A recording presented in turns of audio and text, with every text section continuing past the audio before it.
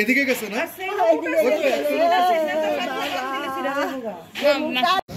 আজকে আনুমানিক 4:50 দিকে আমার মা আমার বড় ভাইয়ের বাড়ি থেকে আমার বাড়িতে আইতেছিল।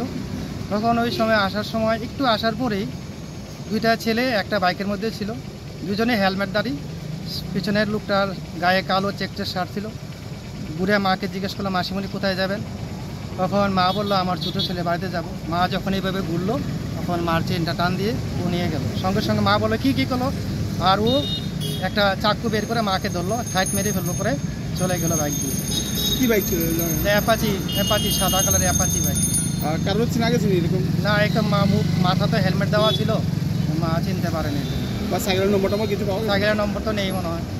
আপনার সিসি ক্যামেরা চেক করছি? সিসি ক্যামেরা চেক করি, সাদা কালারের একটা অ্যাপাচি ছিল। কোন জায়গায় ঘটনাটা করছিল? রাজারবাগ অরুণাচল সংঘ R8 এর সামনে। কি নিয়ে গেছে বলতে? স্বর্ণের হার? স্বর্ণের হার 1.5 কোটি ওজনে হবে। কি নাম আপনার মায়ের? আমার মায়ের নাম গীতা রানী দেব। মানে আপনার বড় ভাইয়ের বাড়ি থেকে আপনার বাড়িতে যাওয়ার পর? আমার বাড়িতে যেতেছিল। পুলিশে খবর দিয়েছিলেন? হ্যাঁ, পুলিশের খবর দেওয়া হয়েছে, এখন এই মাত্র পুলিশ গেছে এখানে।